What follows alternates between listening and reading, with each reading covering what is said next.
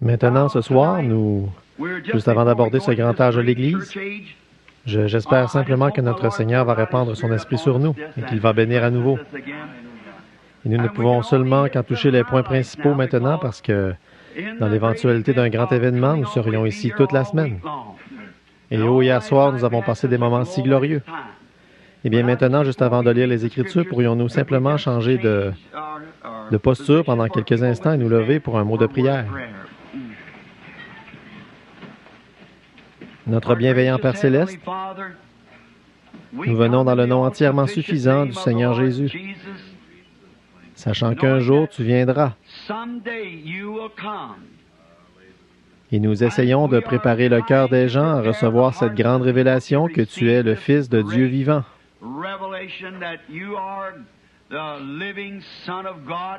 Pas mort, mais vivant pour toujours et vivant dans ton Église comme le témoin de la Pentecôte. De ce grand moment quand les temps de rafraîchissement venaient de la présence du Seigneur. Nous sommes si heureux de profiter de ces moments ici, après 1900 ans. Et Père, nous inclinons humblement la tête dans le respect pour ces grands hommes à travers les âges, ces étoiles que tu tenais dans ta main et desquelles tu as dit être les anges des âges de l'Église, les ministres. Combien nous te remercions pour le grand Saint Paul d'Éphèse. Combien nous te remercions pour Irénée, ô Seigneur Irénée, ton grand serviteur. Et pour Saint Martin, et ce soir pour Saint Colomba. Seigneur, combien nous te remercions pour ces hommes. Au milieu du sombre romanisme, du paganisme qui s'introduisait dans l'Église, ils ont bravement pris position pour le message de la Pentecôte et la bénédiction. Ils parlaient en langue et opéraient de grands signes et des prodiges. Ils guérissaient les malades et ils ressuscitaient les morts. Beaucoup d'entre eux, Seigneur, ont été écartelés et tués et donnés en pâture aux lions. Et de grandes choses se sont produites. La terre est baignée avec le sang des justes. Et Père, leur sang crie aujourd'hui contre cette Église méchante et adultère. Et tu as dit un jour, quand tu as versé, l'ange versa sa coupe sur elle et le sang de chaque martyr fut trouvé en elle. Seigneur, aide-nous à être prêts à prendre position maintenant, car le temps arrive à sa fin. Alors que nous voyons cette bête à deux cornes s'élever de la terre, par de la masse et des foules de gens, avec des cornes semblables à celles d'un agneau, mais elle parlait comme le dragon. Nous croyons que cette heure est proche maintenant, Père. Quand ces églises sont en train de former une confédération, elles se rassemblent formant une image à la bête. Et ce sera terrible pour ce groupe, Seigneur, qui ne s'y joindra pas. Le vrai boycottage viendra. Mais à cette heure-là, tu as promis de prendre ton Église. Aide-nous, Seigneur. Avant qu'une seule goutte d'eau ne tombe, Noé était dans l'arche. Avant que le feu ne puisse frapper Sodome, Lot était parti. Père, nous croyons qu'avant que les puissances atomiques ne fassent exploser cette terre en morceaux, l'Église sera partie. Nous sommes si heureux, Seigneur, et nous savons que les bombes sont suspendues dans les silos ce soir. Et nous pouvons regarder vers le ciel et voir le Fils de l'homme se lever de son trône pour se diriger vers la terre pour l'enlèvement de son Église. Et nous savons que ses précieux pieds ne toucheront pas cette terre de péché à ce moment-là. Car comme Rebecca a chevauché le chameau et a sauté à bas du chameau, exactement entre la maison d'Abraham, là-bas dans le champ, elle a rencontré son époux. Ô Dieu, et l'Église rencontrera notre époux dans les airs, car nous les vivants qui serons restés, nous ne devancerons pas ou nous ne ferons pas obstacle à ceux qui se sont endormis. La trompette de Dieu sonnera, les morts en Christ ressusciteront premièrement et nous serons enlevés avec eux pour rencontrer le Seigneur dans le champ, dans les airs, et pour être toujours avec lui. Oh, aide-nous ce soir, Seigneur. Donne-nous la douceur dans notre esprit et enlève toute amertume et toute indifférence de nous. Et puissions-nous ainsi ne faire qu'un avec le Saint-Esprit. Que l'ange de Dieu prenne le contrôle ce soir. Seigneur, je ne sais pas quoi dire à ces gens. Maintenant, j'ai l'histoire et les écrits de ce que tu as fait, mais seulement toi peux interpréter l'avenir. Alors je prie pour que tu l'accordes par le nom de Jésus-Christ. Amen. Bon, prenons maintenant le livre de l'Apocalypse. Et nous sommes ce soir à l'âge de l'Église le 4e âge de l'Église. Thyatire. Le grand âge de l'Église connu comme étant l'âge des ténèbres. Cet âge de l'Église a commencé en 606 et s'est terminé en 1520, 1520. C'était tout ce que je pouvais faire, le choisir. Beaucoup d'érudits choisissent Saint Patrick comme étant l'étoile ou chacune. Les 7 étoiles étaient les 7 anges des 7 âges de l'Église. Nous savons que demain soir, hors de tout doute, Luther et puis Wesley, nous ne savons pas qui sera cette étoile de l'Église de Laodicée. Nous sommes dans l'âge maintenant, nous le sommes depuis 1906, au début de la Pentecôte. Mais il va s'élever un ange qui va réprimer tous les dogmes et qui va préparer l'Église à rentrer à la maison. Maintenant, un certain maître dans l'esprit qui va paraître avec des signes et des prodiges. Maintenant, je prie que Dieu nous aide à le saisir. Disant ceci, en regardant bien, Saint Patrick est un grand homme. Et en prenant certains des anciens manuscrits, Saint Patrick n'était pas un catholique. Il a protesté contre l'Église catholique. Et pendant la période de la Réforme, ce dogme qu'ils avaient a été mis en évidence et a prouvé que Saint Patrick a protesté contre l'Église catholique. Que Saint Patrick était plutôt comme un homme d'organisation. Il avait sa propre école. D'abord, quand il a été kidnappé sur les rives de la mer, lui et ses 2 petites sœurs dont il n'a plus jamais entendu parler, elles ont été emmenées probablement à Rome et vendues comme esclaves. Il a lui aussi été enlevé et vendu comme esclave. Et on lui a donné un travail d'éleveur de porcs. Il dressait des chiens pour prendre soin de ses porcs et tout, et il venait à l'appel de différents grognements et choses qu'il donnait aux chiens, et cela a finalement été un moyen de s'échapper au fond d'un bateau, quand les chiens l'ont recouvert jusqu'à ce qu'il soit en pleine mer. Plus tard, il est allé dans son charmant pays, l'Irlande, et il a trouvé sa mère et son père toujours vivants. Et Saint Patrick était un neveu du grand Saint Martin.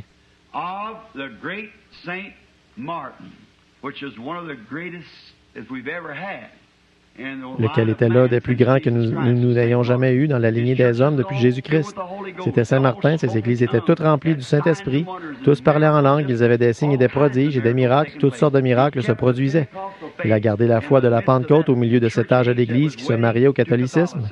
Le paganisme et les Nicolaïtes se sont mariés ensemble, ils ont formé une organisation et ont formé les Nicolaïtes. Nous les appelons Nico, ce qui signifie conquérir. Conquérir ou renverser les laïcs et retirer le Saint-Esprit de l'Assemblée. Et seulement le prêtre est saint, seulement l'homme, voyez, et puis ils vivent comme ils le veulent, je suppose aussi longtemps que vous le confessez au prêtre. Puis nous avons vu hier soir qu'ils les ont établis, que Constantin a établi le premier évêque et qu'il leur a donné ses bâtiments, comme nous vous donnons les dates et tout ce que vous avez pris en note. Et puis ils avaient la grande fête du solstice là-bas, qui était le 21 décembre, le jour le plus court de l'année. Et ils ont alors introduit cette hérésie qu'il était le jour du soleil. Voyez, le jour de l'anniversaire du soleil, ils ont déplacé la naissance de Jésus-Christ d'avril au 25 décembre. Le 25 décembre, pendant ces 5 jours, c'était le moment où les Romains avaient leur grande célébration, le cirque, et tout. Et c'est à ce moment-là qu'ils avaient cette grande fête païenne. Ils ont placé cet homme là-haut comme un dieu lui-même. Ils l'ont habillé et tout le reste. Ils avaient leur dieu au milieu d'eux. Et c'est là que les gens du post-millénium ont vu le jour, à ce moment-là.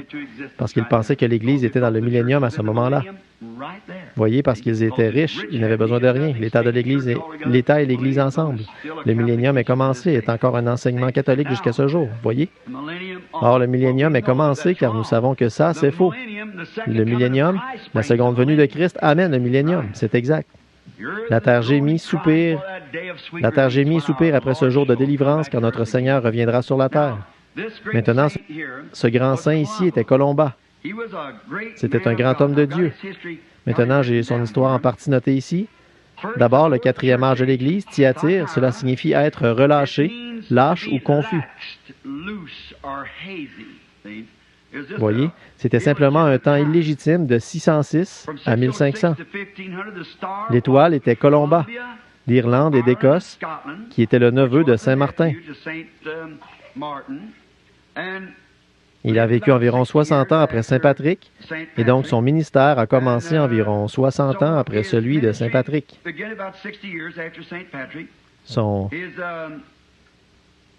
Il n'a jamais accepté la doctrine romaine. C'était un grand homme de foi. Il a rejeté l'enseignement romain. Il n'est jamais allé à Rome et il a rejeté cela complètement. c'est que je n'ai pas vu nulle part où ils l'auraient canonisé, comme ils ont fait pour Saint Martin et les autres, qu'ils n'ont pas canonisé ni lui et ni Irénée, parce qu'ils étaient encore dans cette Église qui avait des signes et des prodiges de la Pentecôte, mais ils croyaient. Il n'a jamais intégré l'enseignement romain dans leurs enseignements. Il prit la Bible pour enseigner comme le faisait sa mère pieuse, la sœur de Saint Martin. Il n'a jamais pris les enseignements romains à aucun moment.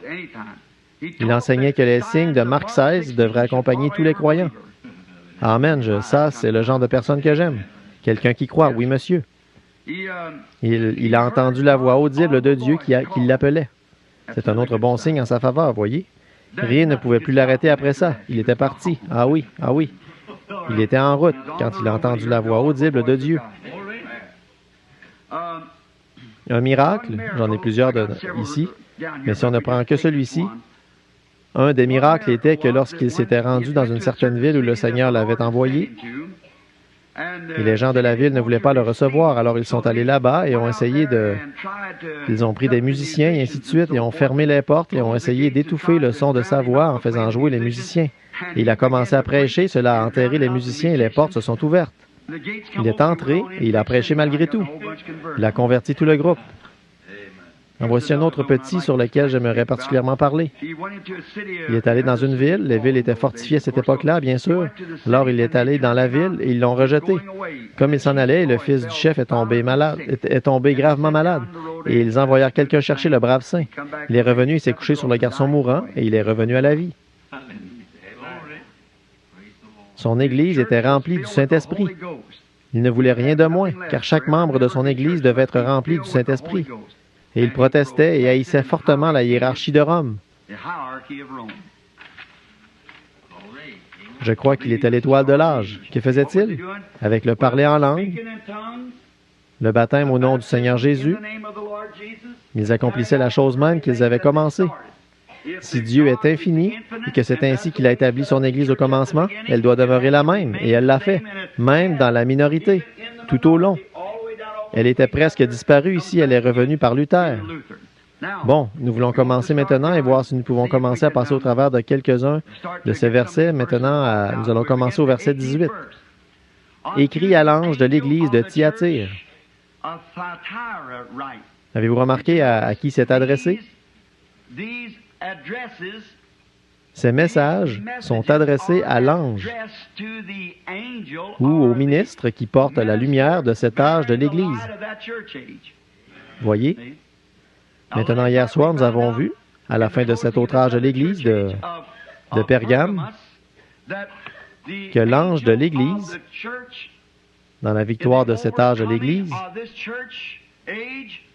recevrait une pierre. Et dans cette pierre, maintenant, nous avons pris cette pierre et l'avons symbolisée. Cela signifie un rocher. Qu'est-ce que c'est? L'ange serait semblable à Pierre, appelé Pierre. Nous avons vu que votre nom a une incidence sur votre vie. Maintenant, je ne peux pas en dire trop parce que le diable a une fausse numérologie. Nous savons ça. Il donne une impression aux gens et tout ce qui devient du spiritisme. Et le spiritisme est du diable. Nous savons ça. Et c'est comme ça, vous devez être vigilant. C'est comme la raison pourquoi ils appelaient Jésus Béelzébul, un démon, vous voyez, c'est parce qu'ils pouvaient discerner les pensées de leur esprit. Vous voyez, mais il était la parole de Dieu. Et Hébreux 4 dit, la parole de Dieu est plus tranchante qu'une épée à deux tranchants. Elle discerne même les pensées, les intentions du cœur, de l'esprit. Voyez? Alors il était la parole. Il est la parole vivante, et la parole vivante vient en nous, et alors elle produit le même effet sur nous. Voyez? Le même, parce que c'est la même parole, voyez? C'est la même chose parmi nous. Et c'est comme ça. Et parfois, ceux qui ne sont pas dans cette classe parlent en langue et un autre l'interprète. Qu'est-ce que c'est? La parole faite chair de nouveau parmi nous. Et alors, nous remarquons là que cet ange allait recevoir l'ange de l'âge de l'Église qui a reçu la pierre. C'était une pierre blanche signifiant pas sa propre justice, mais la justice même de Dieu. Et dans cette pierre, il y avait un nom. Un nom que personne ne connaissait sinon celui qui la recevait. Il le recevait. Il le savait. Mais personne d'autre que lui ne pouvait le savoir. Alors quand vous entendez ces gens vous flatter en disant qu'ils sont Jean, qu'ils sont Paul, qu'ils sont Marie, qu'ils sont ceci, cela ou autre, ne le croyez pas. Parce que si c'était le cas, ils n'en diraient jamais un mot. Voyez, c'est vrai. Il doit le garder pour lui. Il le savait. Personne d'autre le savait, sauf lui. Mais il le savait parce que tout parfait vainqueur reçoit un nouveau nom de cette façon. Avez-vous remarqué qu'Abraham s'appelait Abram? Mais quand Dieu est venu pour l'utiliser, il a changé son nom pour Abraham. S-A-R-A était Saraï. Mais quand Dieu s'apprêtait à l'utiliser, il a changé son nom pour S-A-R-A, Sarah, princesse. Saviez-vous que Jacob était un supplantateur. Ésaü signifie roux, poilu et roux. Un rouquin entièrement roux, c'est Ésaü. Maintenant, et Jacob était un supplantateur. Et un supplantateur est un trompeur. Ésaü n'a-t-il pas dit son nom n'est-il pas Jacob, supplantateur? Mais quand il a lutté avec le Seigneur toute la nuit et qu'il a vaincu, et qu'il a été béni, Dieu a changé son nom de Jacob pour Israël, un prince avec Dieu. Paul s'appelait Saul avant de rencontrer le Saint-Esprit sous la forme d'une lumière qui brillait sur lui. Son nom a été changé de Saul pour Paul. Simon, lorsqu'il a rencontré Jésus, il a changé son nom pour Pierre. Et quand Jésus a vaincu, son nom a été changé. Il révélerait ce nom. Celui qui serait avec lui, qui vaincrait comme lui, a vaincu. Il a reçu un nom nouveau, et je lui révélerai mon nom nouveau. Voyez? Et tous les vainqueurs, je veux dire parmi ceux-là, les conducteurs et ainsi de suite. Maintenant, tous les enfants d'Israël n'ont pas changé de nom, bien sûr, c'est vrai. Mais ces grands conducteurs, quand ils ont vaincu, ils ont reçu un nom nouveau. Vous voyez comment ça concorde? De façon parfaite. Et là, nous avons vu qu'il obtenait aussi de la manne cachée. Or, la manne cachée est un type des pains de proposition. Les pains de proposition étaient réservés seulement pour les sacrificateurs, c'est vrai. Les pains de proposition n'étaient que pour le sacrificateur, et c'était une chose spéciale faite pour le sacrificateur, c'est-à-dire les conducteurs. Et cet homme avait vaincu. Toute l'assemblée recevait la manne, mais lui obtenait une manne cachée, spéciale ou une révélation spéciale. Oh, de qui était Jésus? Et ce qui le concerne. Tout à son sujet. Voyez, l'ange, il recevait cette révélation s'il avait vaincu. Tiens ferme, car celui qui il avait vaincu s'est adressé à l'ange de l'Église. Voyez? Maintenant, nous découvrons donc, ce soir, nous commençons, écrit à l'ange de l'Église de Thyatire. Voici ce que dit le Fils de Dieu, celui qui a les yeux comme des flammes de feu et dont les pieds semblables à l'airain ardent. Or, quand nous l'avons vu dans le premier, l'âge d'Éphèse, ou au tout début de l'Apocalypse, nous l'avons vu dans sa personne septuple glorifiée.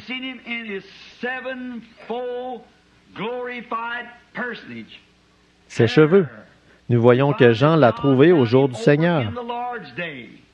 Quand il vient maintenant, il est un sacrificateur. Quand il était ici sur terre, il est un prophète. Le prophète de Dieu.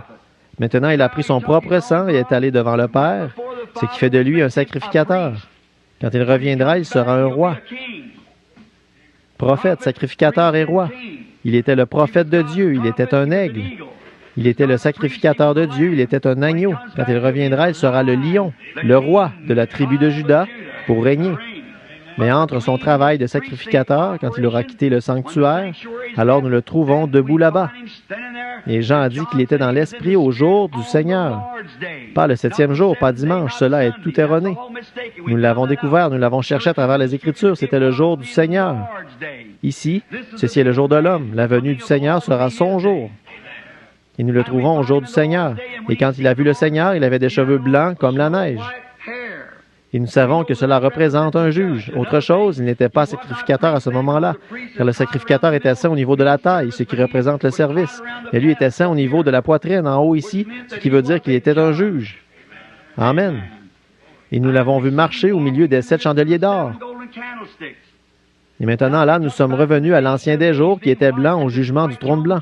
Quand Daniel l'a vu, il s'avança vers l'ancien des jours dont les cheveux étaient blancs comme la neige. Maintenant, blanc. Les vieux juges anglais, dans les années passées, autrefois, lorsqu'ils allaient au tribunal, ils portaient une grosse perruque blanche comme la neige parce qu'ils étaient juges. Et Jean l'a vu au jour du Seigneur lorsqu'il était un juge. Amen. Maintenant, nous voyons que ses yeux étaient comme des flammes de feu. Ses yeux étaient alors comme des flammes de feu. Une fois, ses yeux ont été remplis de larmes humaines. Il pouvait se tenir là et pleurer un homme mort tout en sachant que dans les 5 prochaines minutes, il allait vivre de nouveau. Mais c'était simplement de la sympathie humaine. Mais derrière cela, il y avait une telle puissance qu'il pouvait regarder dans la vie d'un homme et lui dire qui il était et tout à son sujet. Parce que cela venait maintenant dans ce reflet comme le feu. Des yeux qui peuvent parcourir la terre et voir tout ce qui s'y passe. Où vous tiendrez-vous au jour du jugement? Vos péchés seront mis à nu devant lui. Et si vous remarquez, de sa bouche sortait une épée à 2 tranchants, et nous avons vu que c'était la parole. Nous avons vu que ses pieds étaient de l'airain ardent et tout, ce qui signifiait son fondement. Il foula la cuve de la colère du Dieu Tout-Puissant et la foula aux pieds et prit le péché sur lui, et a traversé Agé, et il plut à Dieu. C'est vrai, et son fondement est notre fondement. Christ est le roc où je me tiens, a dit Eddie Perronnet. Tout le reste est sable mouvant. C'est vrai. Maintenant, nous voyons ici que chaque fois qu'il rencontre un âge de l'Église, il s'adresse à celui-ci avec l'un des noms de sa divinité. Maintenant, nous découvrons là-bas que la première de toutes les révélations est la divinité suprême de Jésus-Christ. Je suis celui qui était, qui est et qui vient. Je suis le premier et le dernier, le Dieu Tout-Puissant. Voyez, la première révélation, Jean s'est retourné pour voir la voix qui lui parlait. La première chose, il s'est adressé à lui. Tout roi, lorsqu'on s'adresse à lui, il dit qui il est. Toute personne. Je suis un tel qui vous parle.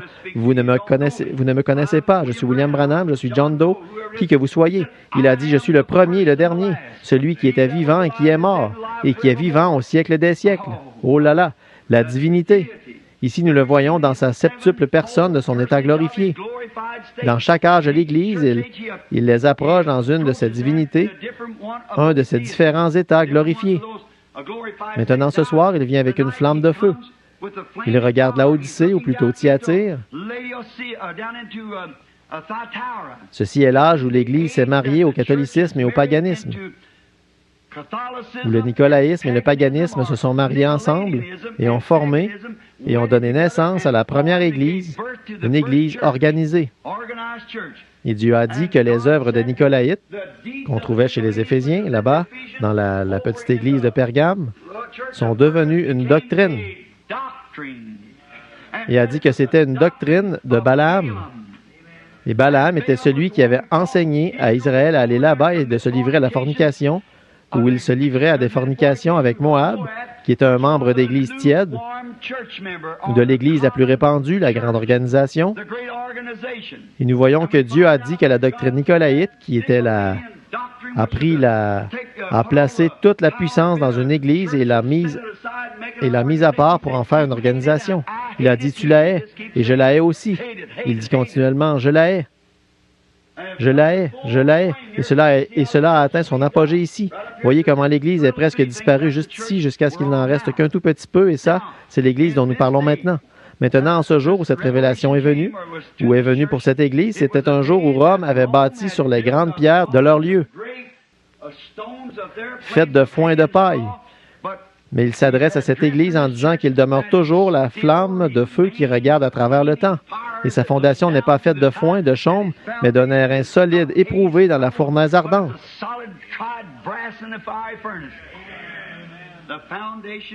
La fondation est solide. J'aime ça. Nous savons où nous nous tenons. Très bien.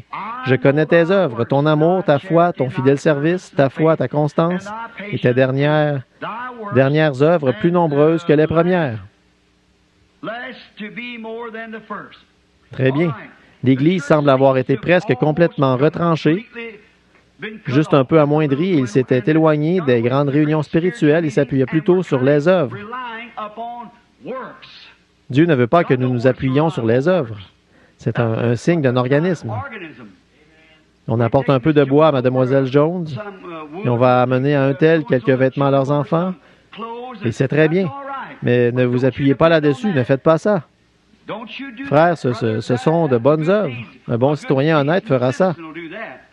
Mais ce qu'il faut pour être chrétien, c'est l'expérience de la nouvelle naissance, le baptême du Saint-Esprit. Très bien. Amoindri. Ils ont eu recours aux œuvres au lieu de l'amour et de la foi. Cela de plus en plus, tout le temps, alors que ça continuait. Très bien. Je connais tes œuvres, je connais ta foi, je connais ta patience, et ainsi de suite. Mais maintenant, nous allons prendre le verset 20. Écoutez ceci. Mais ce que j'ai contre toi, c'est que tu laisses la femme Jézabel, qui se dit prophétesse, enseigner et séduire mes serviteurs, et qu'ils se livrent aux impudicités et qu'ils mangent des viandes sacrifiées aux idoles.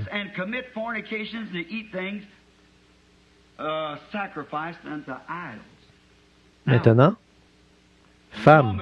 Hier soir, qu'avons-nous découvert que la femme représentait? L'Église. Maintenant, nous voyons ici qu'ils étaient appelés des Nicolaïtes. La doctrine de Balaam, et maintenant, c'est devenu une Jézabel. Maintenant, Jézabel, si vous remarquez, c'est une histoire remarquable. Maintenant, si vous voulez le noter, commencez par un roi, environ à un roi vers le chapitre 16. Jézabel n'était pas une fille d'Abraham. Pas plus que ce groupe ici, la Rome païenne. Les Nicolaïtes étaient un groupe de chrétiens froids et formalistes et qui s'étaient séparés des vrais chrétiens, n'ayant apparemment pas la foi. Et ils voulaient rendre l'Église semblable à une loge, la même chose qu'ils ont aujourd'hui, comme une loge, sans inclure l'esprit. Les jours des miracles sont passés. Tout cela était pour un autre âge. Nous avons une confrérie, un bon maçon, club d'Oddfellow, n'importe quoi du genre qui produit ça. Et c'est très bien, mais cela ne prendra jamais la place d'une nouvelle naissance en Jésus-Christ, le salut de l'âme, cette vérité. Très bien, cette Jézabel. Bon, elle était une fille d'Abraham, c'est vrai, la princesse d'un idolâtre. À cette époque où la famille royale, sa famille royale était célèbre pour sa loyauté cruelle et sauvage envers Baal. Son père était un prêtre de l'idole d'Astarte. Je ne sais pas comment vous le prononcez, je l'ai simplement tiré de l'histoire. Akab a utilisé sa stratégie comme Constantin. Cette grande nation puissante était voisine d'Israël, alors c'est pourquoi qu'a fait Constantin hier soir? Il n'était pas converti. Il était un politicien. Qu'est-ce qu'il essayait de faire? Il a pris les chrétiens quand ils lui ont dit qu'ils allaient prier. Et là, souvenez-vous, nous parlons maintenant du nicolaïsme. Et il a dit que s'il priait et qu'il gagnait cette bataille, alors il deviendrait un chrétien. Il a eu un songe. Il a peint ses boucliers blancs ce soir-là en forme de croix. C'est là que les chevaliers de colons ont vu le jour, exactement à ce moment-là. C'est là qu'ils ont pris leur position. Mais il n'a jamais rien fait de chrétien. Sur l'une des églises nicolaïtes appelée Sainte-Sophie, il a mis une croix. Comme je l'ai dit hier soir, c'est la seule chose qu'il ait jamais faite qui pouvait laisser croire qu'il était pour l'Église. Pour autant que j'ai pu scruter des pages de l'histoire, et beaucoup d'autres érudits disent la même chose. Nous ne savons rien de sa conversion maintenant. Mais dans quoi s'est-il embarqué? La chose qu'il voulait faire, il avait vu la majeure partie de Rome, là. Or, regardez bien ça. Regardez cette stratégie. Et regardez comment la Bible le confirme. Dieu, des centaines et des centaines d'années avant que cela arrive. Et Constantin a utilisé la même stratégie. Dieu dit ici qu'Akab a utilisé. Maintenant, Constantin a vu qu'une grande partie de son peuple était ces Nicolaïtes, des chrétiens. Certains d'entre eux étaient appelés des hérétiques. Ça, ce sont ceux de la Pentecôte. C'étaient des hérétiques et des exaltés, et quoi encore? C'est là que se trouvaient vos vrais signes et prodiges. Mais l'Église naturelle se dirigeait alors vers l'organisation. Qu'est-ce qu'il a fait? Constantin a joué un jeu habile. Il est allé là-bas et a pris ses amis païens et ses amis chrétiens et a réuni les églises ensemble, mis en place a amené le paganisme dans le christianisme. Le christianisme et le paganisme se sont mariés dans l'église de Pergame. Maintenant, qu'est-ce qu'il a dit ici à ce sujet ce soir? La même chose qu'Akab a fait. Akab, pour affermir son royaume, a épousé Jézabel, cet idolâtre, pour affermir son royaume, pour donner plus de force à Israël. Et c'est ce que les églises essaient de faire. Vous voyez où ils essaient de faire une Bible qui va paraître l'année prochaine, en 1962? Que c'est une Bible qui va plaire aux Juifs, qui va plaire aux catholiques et qui va plaire aux protestants. Oh, frère, j'ai la coupure de journal. Je ne l'ai pas avec moi ce soir, mais vous m'avez quand même entendu la lire l'autre soir. Voilà, vous voyez? Oh, ces choses pour essayer d'augmenter en nombre. Ils prennent les choses saintes de Dieu et les éparpillent n'importe comment, pour devenir plus nombreux et augmenter en nombre. C'est ce que l'Église a fait. Elle a accepté des gens sur la base d'une poignée de main et a obtenu des renégats et tout le reste, des gens non régénérés. Mais dans le véritable corps de Christ, qui n'est pas une organisation, mais le mystique, le corps mythique de Christ, vous ne pouvez y entrer que d'une seule manière, et c'est par le baptême du Saint-Esprit. C'est exact. Et les mêmes signes qui ont frappé ces apôtres ont frappé l'Église. C'est tout à fait exact. Maintenant, nous n'avons pas à faire de compromis et dire, eh bien, nous allons nous joindre aux assemblées, nous allons nous joindre aux unitaires, nous allons nous joindre à ceux-ci, ou aux baptistes, ou aux méthodistes.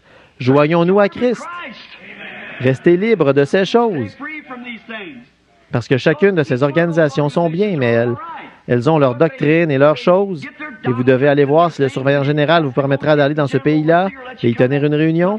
Si vous n'enseignez pas exactement comme eux, ils vous expulsent. Vous ne pouvez pas vous en tenir à la Bible. Dieu ne peut pas le faire. Il est ça. N'importe quel chrétien né de nouveau haïrait ça aussi. Beaucoup de ces gens là-bas sont absolument, veulent faire, veulent servir et veulent fraterniser. Mais vous ne pouvez pas le faire, ils vous mettraient à la porte.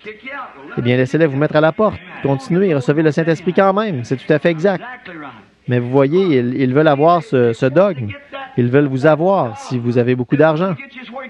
Les baptistes avaient un slogan en 44, 1 million de plus en 44. À quoi est-ce qu'ils sont arrivés? Tout comme le grand évangéliste Billy Graham l'a dit lorsqu'il était à Louisville. Je vais dans une ville, il a dit Saint Paul allait dans une ville, il faisait un converti, il revenait l'année suivante, et il en avait 30 issus de celui-là. Des arrière, petits-enfants de cette seule conversion. Il a dit, je vais dans une ville, j'en appelle 30 000, j'y retourne l'année d'après, je ne peux même pas en trouver 30. Et c'est ce qu'il a dit. Il a fait une bonne déclaration. Mais quand même, je ne crois pas que notre précieux frère avait raison. Il a dit, vous, prédicateurs paresseux, il a dit, je vais vous donner leur nom et adresse. Vous vous asseyez et mettez vos pieds sur le bureau et vous leur écrivez une lettre au lieu d'aller leur parler. Je l'admirais pour ça. J'aime qu'un homme soit ce qu'il est, pas un hypocrite. Tenez ferme et soyez ce que vous êtes. Oh, et j'aime ça. J'aimerais lui dire, Billy, qui était là-bas pour s'occuper du converti de Paul. Ce que c'était, Billy, si tu arrêtais de les laisser aller là-bas et serrer la main et prendre conscience et dire « Oui, j'accepte Jésus comme mon sauveur personnel » et que tu le laissais rester là jusqu'à ce qu'il meure et pourrisse, qu'il soit né de nouveau du Saint-Esprit, il ferait alors d'un nouveau converti. Frère, il est débordant de feu, vous ne pouvez pas l'éteindre. C'est comme une maison en feu par un jour de grand vent. Vous ne pouvez tout simplement pas le faire. Oh, il répand partout, mon frère, un vrai converti de Christ. Il ne peut pas rester tranquille. Il est parti. Oh, je suis si heureux. Oh là là. Le baptême du Saint-Esprit est l'ancienne mode qui embrase votre âme. Vous ne pouvez pas rester tranquille. Le vent souffle sur vous. Le vent impétueux va simplement continuer de souffler sur vous. Eh bien, je continue seulement d'y ajouter du bois et d'avancer. Oui, monsieur, personne n'avait à s'occuper du converti de Paul. Paul les amenait assez profondément en Christ pour qu'ils meurent à eux-mêmes et soient vivants en Christ, et lui s'occupait du reste. C'est exact. Voilà, c'est ça. Les frères baptistes sont bien, mais 1 million de plus, qu'est-ce que ça peut bien changer? Vous avez 1 million de noms de plus. Eh bien, asseyez-vous et inventez-en si vous voulez en ajouter là-dedans. C'est très bien, mais mon frère, ce que nous voulons, ce sont des noms dans le livre de vie de l'agneau, immolés dès la fondation du monde, lavés dans le sang, remplis du Saint-Esprit, avec des signes et des prodiges qui vous accompagnent. Cherchez dans l'histoire. Je souhaiterais que vous puissiez tous obtenir le concile de Nicée et lire ces choses pour voir combien ces martyrs ont tenu cette flamme de la Pentecôte. Je vous le dis maintenant, frères, vous les baptistes, les méthodistes et quoi que vous soyez, la vraie lumière authentique, ce n'est pas l'organisation pentecôtiste là, mais la vraie lumière authentique, c'est l'expérience de la Pentecôte. Depuis, j'étais des jours et des jours maintenant, ces histoires, je les ai scrutées dans tout ce que je pouvais trouver partout, et c'est cette flamme de la Pentecôte qui est restée vivante depuis la Pentecôte jusqu'à ce jour. Jusqu'à ce jour. Oui, monsieur, on l'a expulsée. Certains disent, eh bien, la grande Église catholique a résisté aux vagues. Eh bien, ça prouve qu'elle est la véritable Église. Bon, ce n'est pas une chose étrange pour moi, avec l'État et tout le reste derrière elle, qu'elle ait pu subsister. Mais ce qui est une chose étrange, c'est ce petit groupe qui s'est retiré, cette petite minorité expulsée, jetée en prison, sciée en morceaux. Comment ont-ils pu subsister? C'est parce que l'Esprit du Dieu vivant agit dans leur être. Et tous les démons de l'enfer ne peuvent pas prévaloir contre ça. Sur cette pierre, je bâtirai mon Église, et les portes de l'enfer ne prévaudront point contre elle. Voilà la chose véritable. C'est ce qui donne le Saint-Esprit à ces prédicateurs méthodistes, et ainsi de suite, ici. Vous voyez, ça les fait se lever, et cela vous fait quelque chose. Ça ne faillira jamais. Akab, cet hypocrite. Vous voyez, il va là-bas et dit, « Maintenant, si je pouvais seulement les rassembler là et avoir cette grande nation, et si j'épouse la fille de ce type là-bas, eh bien, nous serons amis. » Qu'est-ce qu'il faisait? Il vendait son droit d'aînesse. Maintenant, quand cette Église protestante va revenir et s'unir à l'Église catholique, cela va produire la même chose que cela avait fait à cette époque-là. Akab vivait au jour où cela fait 3 fois. Il était dans l'expérience de minuit du voyage d'Israël, et ici, cela arrive à minuit de nouveau, et nous revenons à minuit de nouveau ici. 3 générations avant ceci sont passées ici, ici et ici. Maintenant, si vous remarquez, Akab a épousé Jézabel pour affermir son peuple. C'est exactement ce que Constantin a fait. Il a établi une très grande église et il a pris l'autel et il l'a fait de grands marbres revêtus. Cet homme, le pape, il l'a installé sur ça, un trône. Il était un Dieu vivant. Il pouvait leur parler et lui parler de leurs péchés. Et cela plaisait à cette vieille église tiède et ils se sont égarés. Bien sûr, c'est ça. Eh bien, mais cela n'a pas plu à cet homme qui était né de nouveau. Quand ils ont accepté cela et qu'ils ont ensuite introduit des cérémonies païennes où ils récitent des prières, qu'ont-ils fait? Ils ont enlevé Jupiter et ont mis Pierre. Ils ont enlevé Vénus et ont mis Marie. Et cela a amené le paganisme dans les rangs chrétiens. Et quand Akab a épousé Jézabel, il a fait exactement la même chose. Il a introduit l'idolâtrie en Israël. Et qu'a fait Jézabel? Elle a tué tous les prophètes sur qui elle pouvait mettre la main. Pas vrai? Les papes ont fait pareil. Tout vrai chrétien sur qui il pouvait mettre la main, il les tuait. Mais il y avait une étoile de cet âge-là, le vieil Élie. Oh oui, monsieur. Il n'avait pas peur de leur dire. Oui, monsieur. Il était l'étoile de Dieu pour cet âge-là.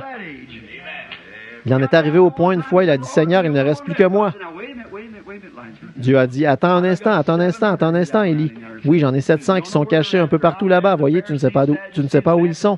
Ils sont là-bas chez les pharisiens, les sadducéens, les baptistes, les méthodistes et les presbytériens, mais je vais les faire sortir de là. Attends seulement, voyez, ils m'appartiennent là-bas.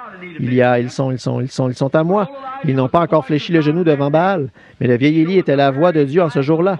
Il était certainement le type même de la voix de Dieu à la première venue de Christ. Et ce sera de nouveau le type de la voix à la seconde venue de Christ de nouveau, selon les Écritures. Donc, nous voyons que cette petite Jézabel, quand elle est arrivée là-bas, elle s'apprêtait à renverser tous les autels de Dieu et ériger ses propres autels. Et elle a fait que les Israélites se prosternent devant une idole.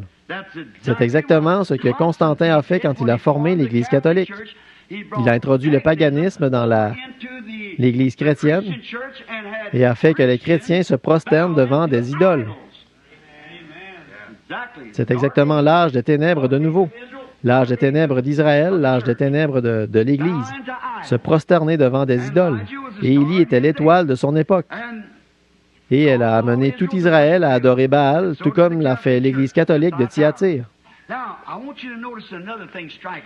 Bon, je veux que vous remarquiez une autre chose frappante ici, c'est de là que j'ai tiré mon histoire. Jésus a dit qu'elle se disait prophétesse. Cette femme, Jézabel, qui se dit une prophétesse. Maintenant, vous voyez, l'Église catholique ne permet pas à ses fidèles de lire la Bible parce qu'ils disent que le prêtre est le seul qui peut divinement interpréter cette parole. Eh bien, c'est la vraie interprétation d'un prophète. Un prophète a l'interprétation divine de la parole de Dieu. C'est tout à fait exact. Comment une personne peut-elle appeler quelqu'un un prophète et ensuite dire qu'ils ont la mauvaise révélation? C'est tout aussi sensé que la filiation éternelle, vous voyez? Un prophète signifie celui qui interprète correctement. Celui à qui la parole du Seigneur est venue. La révélation lui est venue. Le mot prophète signifie un interprète de la parole divine. Jésus a dit, s'il y en a un parmi vous qui est spirituel ou prophète, moi, le Seigneur, je lui parlerai. Et si ce qu'il s'accomplit, alors écoutez-le, car je suis avec lui. Si cela ne s'accomplit pas, alors ne l'écoutez pas. C'est tout. C'était la parole divine de Dieu, et la parole du Seigneur est venue au prophète. Maintenant, alors ils ont dit que cette Église était un prophète. Alors, souvenez-vous, cela est passé de ce nicolaïsme-là. Cela s'est changé pour un L. Vous le voyez? Une Jézabel. Or, hier soir, c'était la doctrine de Balaam. Voyez, la doctrine des Nicolaïtes et la doctrine de Balaam. Maintenant, Balaam est celui qui s'est prostitué avec Israël. Et qu'ont fait les Nicolaïtes? Ils ont formé l'organisation. Alors, mettez les deux ensemble et vous obtenez une L, l'Église. Bien sûr. Apocalypse 17, la grande prostituée qui est assise sur plusieurs eaux. Une femme, une prostituée. Qu'est-elle? Ou comment s'est-elle prostituée? Elle se livre à des fornications spirituelles en interprétant mal la parole aux gens. Éloignez-vous de ce fanatisme. Ça, c'est du vrai fanatisme. C'est exact. Maintenant, vous voyez, elle se dit prophétesse. Nous sommes les véritables, nous sommes le concile, nous sommes de nouveau le concile de Laodicée, le concile des hommes. Et nous avons décidé ceci et cela et ainsi. Alors écoutez-nous. Mais ce petit prêtre ici qui m'a interrogé au sujet d'Elizabeth Fraser, de la petite Fraser, il a dit, le cardinal veut savoir si ou l'évêque, si vous avez baptisé cette fille du nom de Fraser. Il a dit, elle veut être catholique. J'ai dit, oui, je comprends ça. Il a dit, l'avez-vous baptisé? J'ai dit, oui, monsieur. Il a dit, comment l'avez-vous baptisé? J'ai dit, du baptême chrétien. Oui. Il a dit, eh bien, que voulez-vous dire par là? J'ai dit, du baptême chrétien de la façon que la Bible dit de le faire. Il n'y a qu'une seule façon de baptiser du baptême chrétien. Chaque personne dans la Bible a été immergée dans l'eau au nom de Jésus-Christ. Il a pris des notes, il a commencé à écrire comme ça. Il a dit, vous savez, l'Église catholique baptisait comme ça. J'ai dit, quand? J'ai dit, j'ai ici toute l'histoire ancienne que j'ai pu trouver de Londres et de partout ailleurs, afin que je puisse étudier cette heure qui va bientôt arriver ou quelque chose qui va se produire. J'ai dit, je veux savoir où. J'irai. Il a dit, il a dit dans la Bible. J'ai dit, dites-vous que... Il a dit, Jésus a organisé l'Église catholique. J'ai dit, est-ce que Pierre était le premier pape alors? Il a dit, très certainement. J'ai dit, je pensais que l'Église était infaillible et qu'elle ne changeait pas, et que toutes les messes étaient dites en latin pour qu'elle ne change pas. Il a dit, c'est vrai. J'ai dit, eh bien, vous avez certainement fait quelques changements depuis ce temps-là. J'ai dit, si cette Bible est un livre catholique, alors je suis un catholique à l'ancienne mode. Voyez, c'est vrai. J'ai dit, je suis un catholique à l'ancienne mode. Alors, j'ai dit, cela certainement... Il a dit, eh bien, vous voyez, la Bible n'est que l'histoire de l'Église catholique. Il a dit, Dieu est dans son Église. J'ai dit, Dieu est dans sa parole, c'est vrai. Que ma parole soit reconnue pour vraie et toute parole d'homme pour mensonge. Et ici, dans ce livre de l'Apocalypse, c'est le seul livre, je vais le répéter, sur lequel Jésus a mis son approbation. Et la première chose qu'il a faite a été de révéler sa divinité. Et il le fait complètement. Et il a dit, quiconque en retranchera quoi que ce soit ou y ajoutera quoi que ce soit, celui-là, sa part sera retranchée du livre de vie. Béni soit celui qui lit ou celui qui entend, et maudit est celui qui y ajoutera une seule chose ou en retranchera quoi que ce soit. Voilà donc, vous voyez où est la partie dangereuse, alors n'ajoutez jamais rien à cela. Laissez-la simplement telle qu'elle est et continuez simplement à avancer. L'Esprit va vous la révéler si vous restez simplement humble, demandez-lui. Voyez, c'est vrai. Donc, ce n'est pas compliqué. Jésus a remercié le Père en disant, « Je te remercie, Père, de ce que tu as caché ces choses aux yeux des rabbins, des évêques, des cardinaux, des surveillants généraux et de ce que tu les as révélés aux enfants, lesquels sont disposés à apprendre. » Voyez, voilà ce que vous voulez. C'est une révélation de Dieu qui ne peut seulement venir que comme il l'a dit là. Qui dit-on que je suis? Il a dit, « Tu es le Christ, le Fils du Dieu vivant. » Il a dit, Simon, tu n'as jamais appris cela dans un séminaire, voyez? Personne ne t'a jamais dit cela. C'est venu, c'était une révélation du ciel. Et sur cette pierre, je bâtirai mon église et les portes du séjour des morts ne prévaudront point contre elle. C'est exactement la même révélation qu'Abel a reçue au commencement. C'est la révélation, ça l'était alors. C'est encore la révélation, ce sera toujours la révélation. C'est vrai. Bon, nous voyons ici qu'elle était une femme, là, et qu'une femme représente une église. Pas vrai? Christ vient pour une quoi? Une épouse, une femme, vierge pure.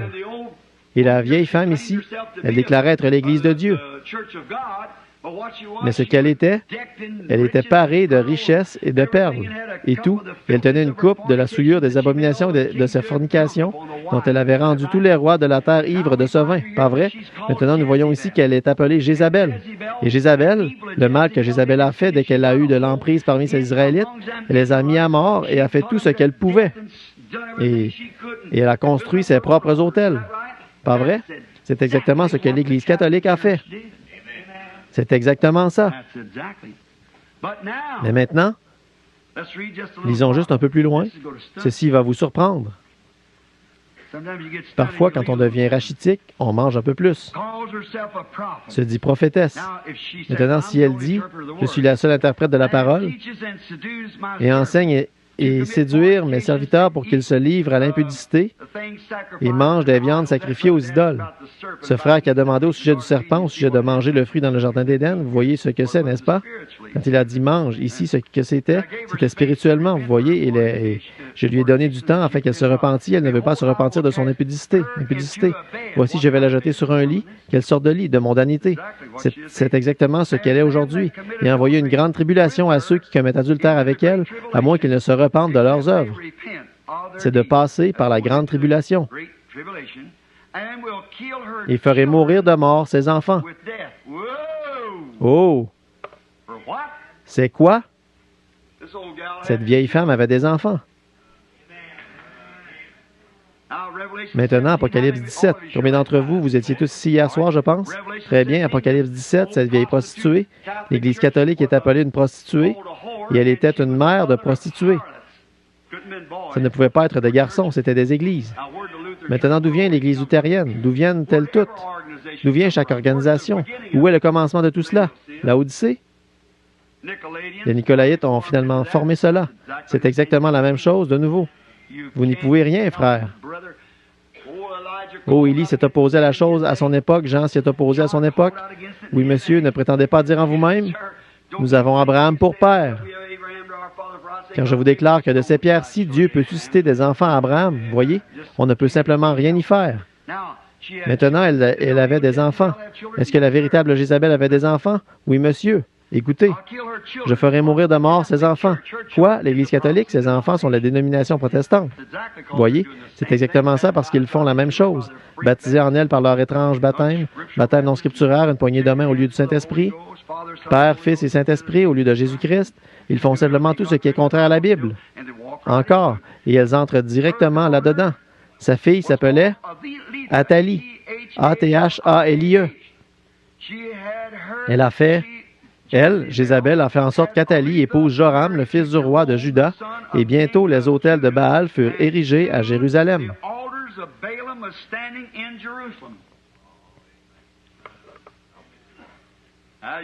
Bon, vous n'avez pas besoin d'aller voir dans l'histoire pour ça. C'est la Bible, voyez. Sa fille Athalie a épousé le fils de Josaphat, qui était Joram. Et ses filles ont fait la même chose qu'elle. Oh là là! Ne pouvez-vous pas le voir? Vous voyez comment ces organisations ont fait, mes frères? Elles sont revenues tout droit par Luther et les autres, exactement, et elles se sont organisées ensemble au lieu de laisser le Saint-Esprit. Et les pentecôtistes ont fait exactement la même chose. Ils ne pouvaient tout simplement pas laisser le Saint-Esprit aller de l'avant et le faire à sa façon, et continuer. Et chaque lumière qui vient, examinez-la par la parole, et continuez. Ils ne pouvaient pas laisser le Saint-Esprit conduire. Ils devaient créer une organisation et se séparer de tout le reste qui viendrait. Ils sont retournés tout droit là-dedans et se sont remariés à cela. Exactement. Quand on va arriver à cet âge, attendez de voir ce qui vous attend ici sur le chemin. Voyez, ils se sont remariés tout de suite. Jésus a dit ici, cette Jézabel, elle se dit prophétesse, et je la jetterai dans un lit de mondanité, et ferai mourir ses enfants aussi. Maintenant, quelle sorte?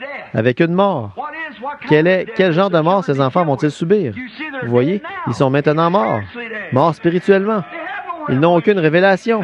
Ils connaissent leur organisation, ils connaissent leur catéchisme, ils connaissent la doctrine de leur Église, mais quand il s'agit de connaître Dieu, certains d'entre eux n'en savent pas plus que Hottentot n'en connaîtrait au sujet d'une nuit égyptienne. C'est vrai. Quand il s'agit de vraiment connaître le Saint-Esprit, on se demande, ils veulent appeler l'Esprit de Dieu un devin ou un démon, parce qu'ils discernent les esprits et des choses là, et chassent les démons.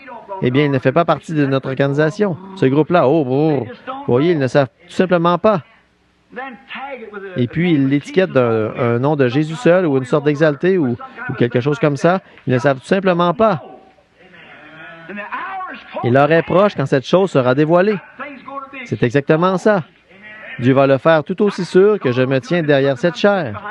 Parce qu'il va faire sortir ses enfants tout aussi sûr que je me tiens ici. Dieu dans le ciel, c'est cela. Si vous croyez que je suis un prophète du Seigneur, un serviteur du Seigneur, écoutez-moi. L'heure est proche. Oui, monsieur. Ces enfants seront tués d'une mort spirituelle. Regarde-les, froides et formalistes. Regardez-le. Regardez nos... Nous n'avons pas besoin de parler des baptistes et des presbytériens. Nous savons qu'ils sont morts depuis des années. Quoi? Quand Luther a eu son réveil, la justification, s'il avait continué, ce grand mouvement pentecôtiste actuel aurait été l'Église luthérienne. La lumière serait venue par la sanctification. Si Wesley avait continué, Luther ne pouvait pas suivre ça. Non, monsieur, ils étaient déjà luthériens. Donc Wesley est arrivé. Après la mort de Wesley, que s'est-il alors passé? Ils ont organisé cela et ont formé l'Église méthodiste primitive. Toutes sortes de méthodistes, voyez? Et quand il y a eu un grand réveil, mais quand ils ont mis en place l'organisation, que s'est-il passé quand la Pentecôte est arrivée? Avec le parler en langue, avec la restauration des dons? Ils ne pouvaient plus avancer. Ils les appelaient des démons. Alors qu'est-ce que la Pentecôte a fait? La même chose qu'eux. Et où en sont-ils? Tout ce qu'il y a de plus mort. Oui, monsieur, c'est exact. Je jetterai ces enfants dans un lit de mort et je les tuerai. Eh bien, laissez-moi lire ça pour que vous puissiez voir ici. Je crois que c'était le verset 22. Voici, je vais la jeter sur un lit et envoyer une grande tribulation à ceux qui commettent adultère avec elle. La grande tribulation. C'est là-dedans qu'elles vont passer. Alors, rappelez-vous, laissez-moi m'arrêter ici un instant, cette grande tribulation. Ceux qui seront jetés, ce sont ces gens qui sont les vierges endormies, qui n'avaient pas d'huile dans leur lampe. Pourtant, ils faisaient partie d'une organisation, des gens bien, qui allaient à l'église et tout. Ils sont venus pour l'huile, mais il était alors trop tard. Voyez, la jeter dans la grande tribulation, elle passera par là. L'Église catholique y va. Tous ses enfants y vont avec elle dans la grande tribulation, à moins qu'ils ne se repentent de leurs œuvres. Pas les enfants qui sont là-dedans, mais l'Église elle-même, ce sont des enfants. C'est l'organisation. Pas les gens qui sont là-dedans, comme les pauvres catholiques, les baptistes, les presbytériens ou les pentecôtistes. Ils me font pitié. Seulement, êtes-vous chrétien? Eh bien, je suis presbytérien. Oh! Ça n'a pas plus rapport avec ça que de dire qu'un cochon avec une selle d'Amazon est un cheval de course. Alors que pourriez-vous faire de plus? Eh bien, rien du tout. Je ne dis pas ça pour plaisanter. Ce n'est pas un endroit pour plaisanter. Ceci est l'Évangile. Voyez? Je voulais simplement vous en donner une image. Voyez? Mais c'est vrai. Voyez, ils n'ont rien à voir avec cela. Je suis pentecôtiste. Cela n'a rien à voir avec ça. Vous pourriez faire partie de 47 de leurs organisations, mais êtes-vous un enfant de Dieu né de nouveau? Vraiment? Aimez-vous tout le monde de tout votre cœur, de toute votre âme, et aimez-vous Dieu? Et vous êtes tous les jours, peu importe ce que quiconque vous fait, si vous rouspétez et dites « comme une scie circulaire, cela montre simplement que le Saint-Esprit est parti, si vous l'avez déjà eu. Regardez, à moins qu'elle ne se repente de ses œuvres, je ferai mourir de mort ses enfants, ceux de Jézabel. Maintenant, qu'a fait Jézabel? Elle a fait que sa fille se marie dans l'autre clan de Juda, là-bas en Juda. Maintenant, observez l'application spirituelle. Je peux peut-être le dessiner ici. Observez très attentivement, maintenant.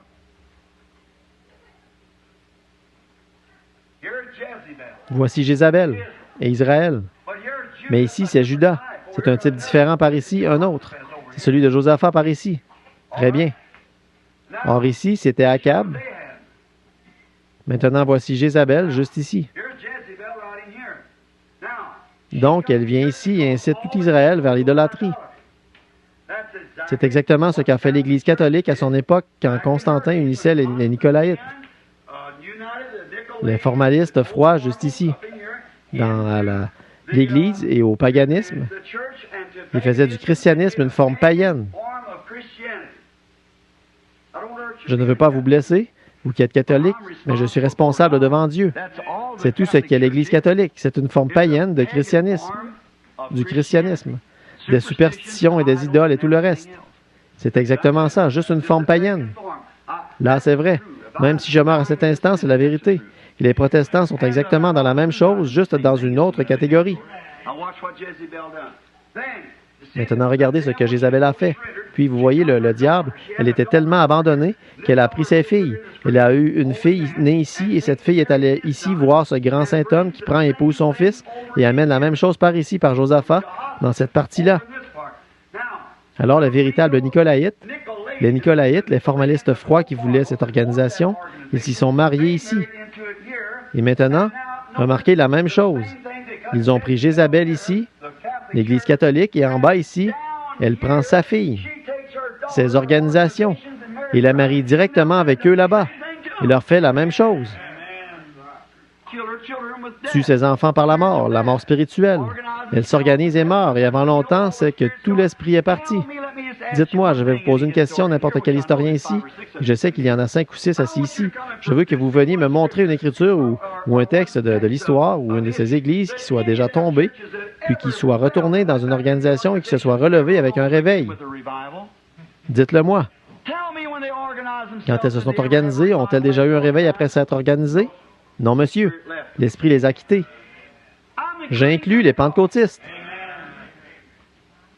Lorsque les bénédictions de la Pentecôte sont descendues et que vous avez tous parlé en langue, vous, les anciens qui avez eu de grandes bénédictions de la Pentecôte et tout, sont descendus, au bout d'un moment, vous avez eu ce que vous avez appelé le Conseil général, un organisme, c'est bien, mais pas une organisation. Avant longtemps, vous ne pouviez pas le supporter. Vous avez dû retourner et devenir un enfant du Satan et vous vous êtes organisé. Et ensuite, une autre lumière est venue au sujet du nom de Jésus-Christ.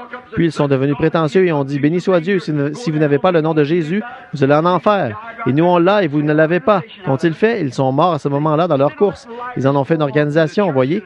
Au lieu de laisser la lumière circuler à travers l'Église, cela aurait automatiquement pris sa place.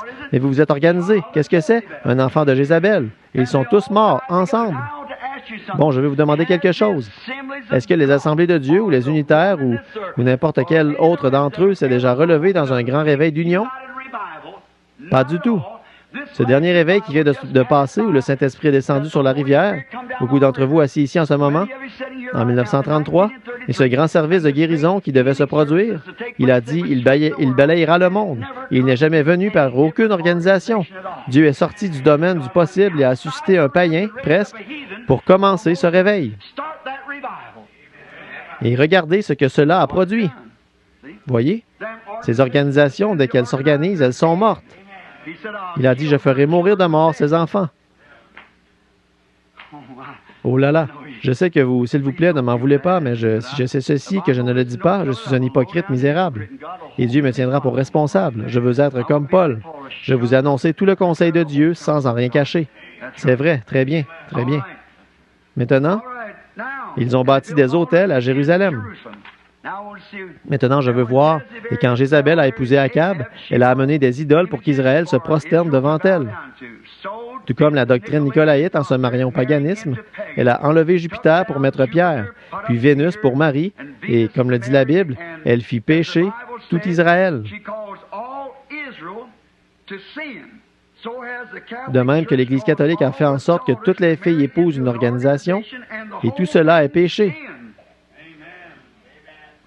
Comme Jézabel l'a fait pour sa fille. Très bien.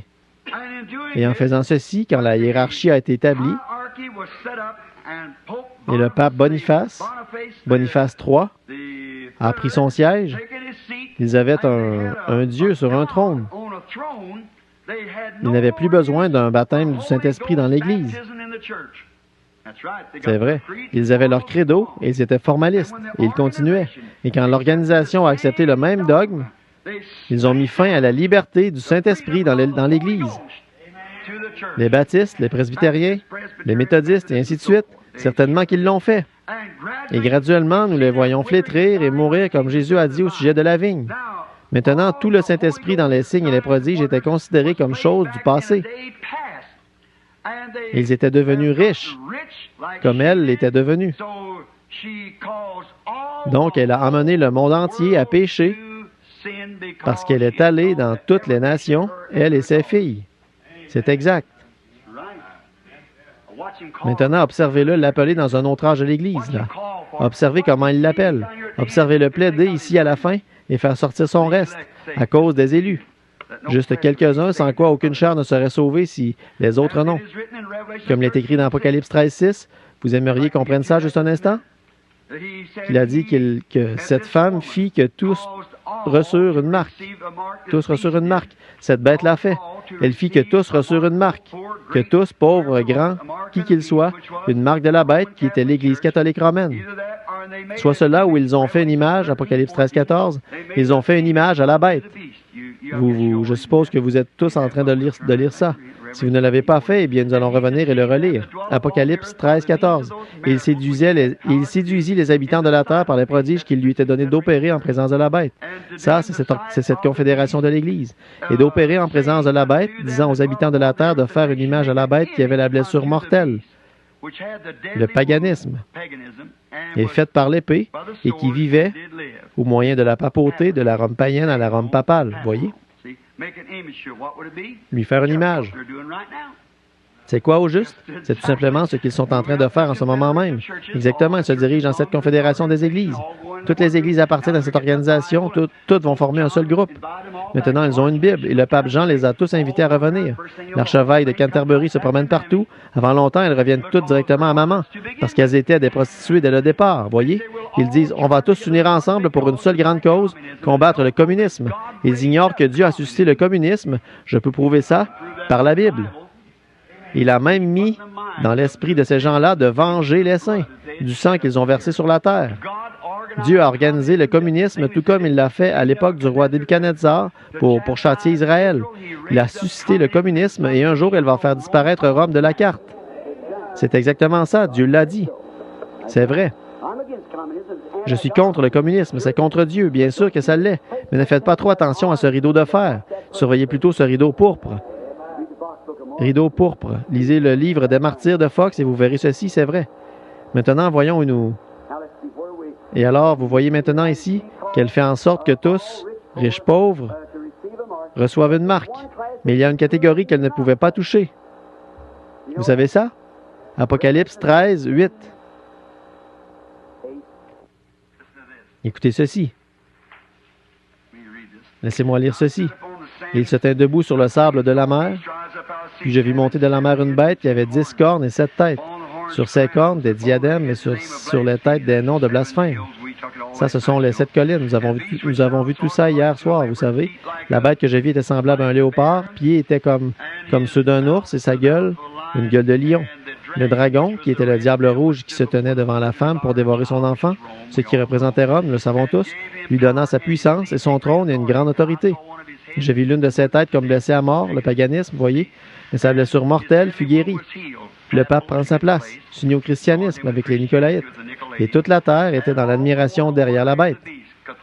Le catholicisme s'est répandu dans toutes les nations qu'il y a sous les cieux. C'est vrai, comme Daniel l'a dit au sujet du fer qui se mêle à l'argile, et ainsi de suite. Et je vais vous donner un petit commentaire au sujet de ce fer et cette argile. Avez-vous remarqué, ou vous l'ai-je déjà cité, qu'à la dernière grande conférence qu'ils ont eue ici, où Khrouchtchev a enlevé sa chaussure et a frappé la table avec, il y avait 5 nations orientales rassemblées là. Il y avait 5 nations occidentales. Khrouchtchev dirigeait les nations orientales. Eisenhower dirigeait les nations occidentales. Il y avait là les 2 principaux dirigeants, les 2 gros orteils. Khrouchtchev, en russe, signifie argile. Eisenhower, en anglais, signifie fer. Nous sommes à la fin. Ils adorèrent le dragon parce qu'il avait donné l'autorité à la bête. C'est notre prochain message ici au tabernacle, vous comprenez? Ils adorèrent la bête en disant « Qui est semblable à la bête et qui peut combattre contre elle? » En d'autres termes, regardez ici. Eisenhower a un grand nom ici aux États-Unis. Mais à Rome, il n'est rien. En Russie, il n'est rien. Khrouchtchev est grand en Russie, mais aux États-Unis, il n'est rien. Mais il y a un homme qui est grand partout, c'est ce pape. C'est vrai. Organisons-nous et réunissons-nous tous.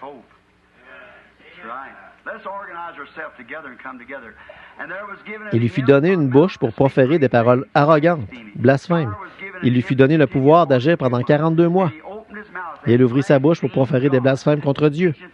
Et enseignant des doctrines qui ne sont que des commandements d'hommes, emportés en fait d'orgueil, aimant le plaisir, et en l'apparence de la piété, mais reniant ce qui en fait la force. Ils ont blasphémé son nom. Ils ont pris Père, Fils et Saint-Esprit au lieu du Seigneur Jésus-Christ, voyez, et son tabernacle et ceux qui habitaient dans le ciel. Il lui fut donné de faire la guerre contre les saints, voilà la persécution qui s'élève, et de les vaincre. Et il lui fut donné autorité sur toutes les tribus, langues et toutes nations. Et tous les habitants de la terre l'adoreront, ceux dont le nom n'a pas été écrit dès la fondation du monde dans le livre de vie de l'agneau qui a été immolé.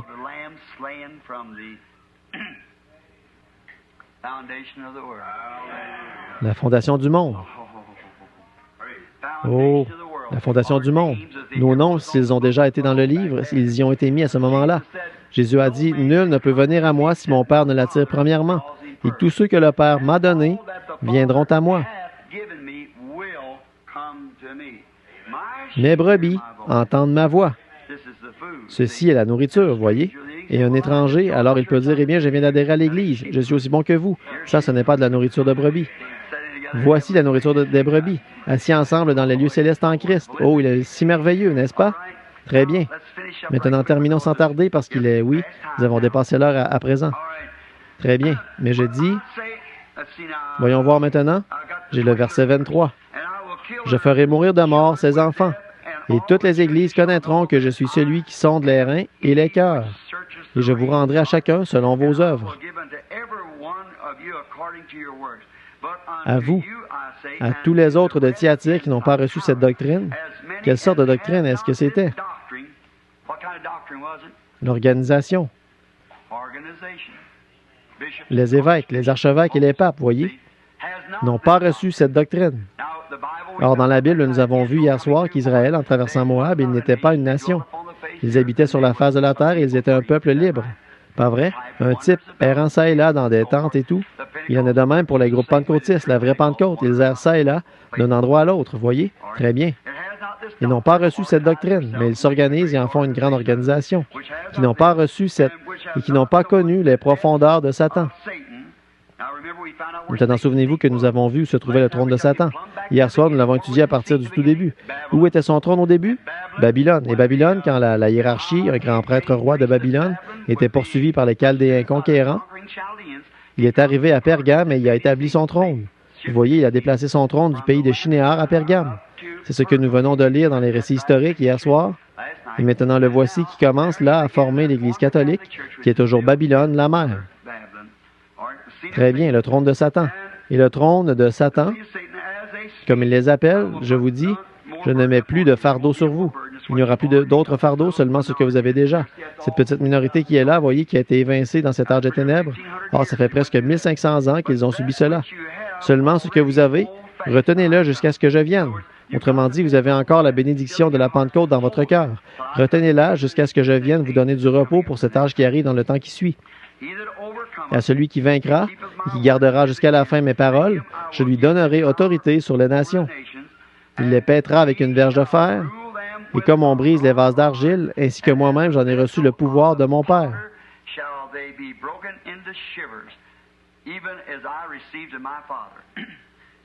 Vous voyez cette Église? Qu'est-ce que ce sera quand cette Église de l'âge des ténèbres se lèvera et se tiendra au jugement pour juger cette bande de païens de cette époque-là? Ils vont se faire renverser. Ces pieds d'airain fouleront tout cela au passage, je vous le dis. Il les brisera comme des vases d'argile, que la Bible dit. Et je lui donnerai l'étoile du matin. Vous savez ce que c'est, n'est-ce pas? Christ est l'étoile du matin. Très bien. Que celui qui a des oreilles entende ce que l'Esprit dit aux églises. Oh là là! N'êtes-vous pas heureux? Il se fait un peu tard. J'en ai d'autres, j'y reviendrai peut-être demain soir sur le sujet des 2000 ans là-bas. Mais il est le lys de la vallée, l'étoile du matin. Il est tout ce que mon cœur peut désirer.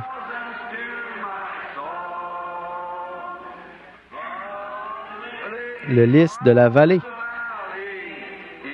En lui seul, j'espère. Tout ce dont j'ai besoin et me restaure complètement. Dans le chagrin, il est là. Il est mon repos. Toujours, il m'apprend à m'appuyer sur lui.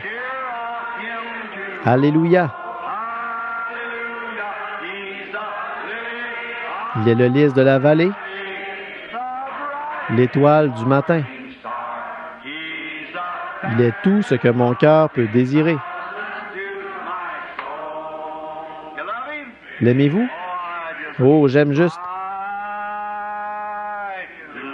Je l'aime. Maintenant, adorons-le, là. Et après toutes ces paroles tranchantes et ce message, parce qu'il m'a aimé le premier.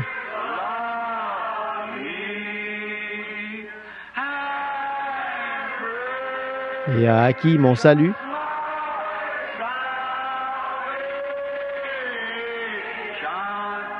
Sur le bois du calvaire.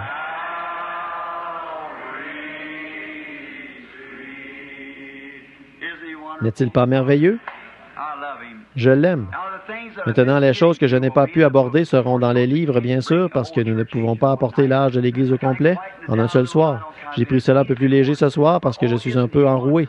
Mais oh, n'est-il pas merveilleux? Oh, Il y a des gens presque partout dont le cœur est en flammes.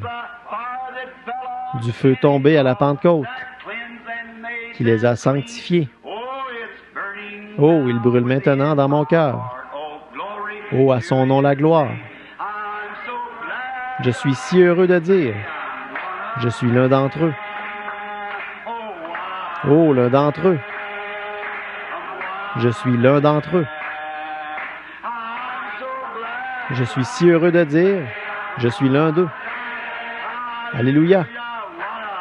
L'un d'entre eux.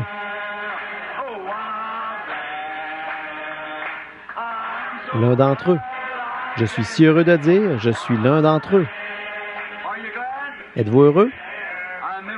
Je me souviens d'être revenu de Chattanooga un soir et l'avion s'était cloué au sol au Tennessee, là-bas, à Memphis. Ils m'ont logé dans un grand et bel hôtel là-bas et ils m'ont appelé. Ils ont dit l'avion partira à 7 heures demain matin. Et j'allais porter du courrier pour le mettre dans la boîte aux lettres. Je rentrais à la maison et j'écrivais à quelques-uns de mes amis. Et en y allant, le Saint-Esprit a dit « Continue à marcher ». J'ai tout simplement continué. Je suis arrivé dans le quartier des gens de couleur.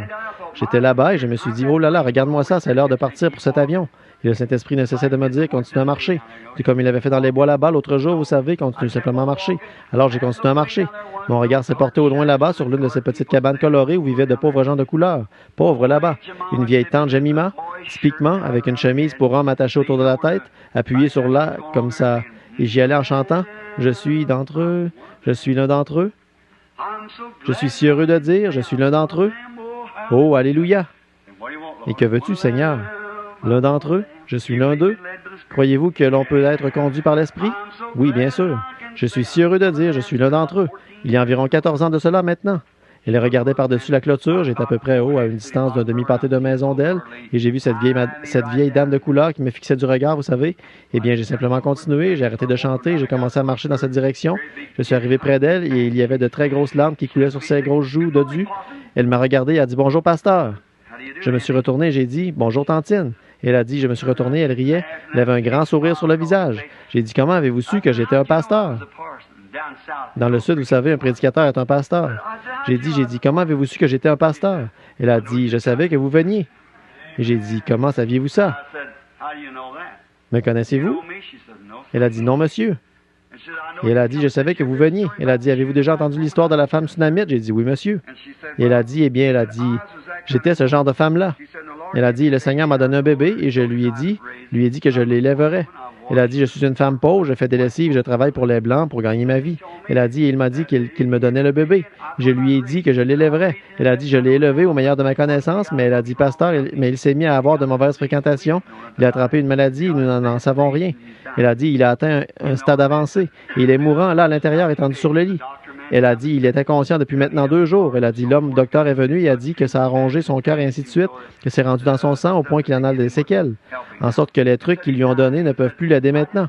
Elle a dit, il est mourant. Et elle a dit, je ne peux tout simplement pas supporter de le voir mourir pécheur. Elle a dit, j'ai prié.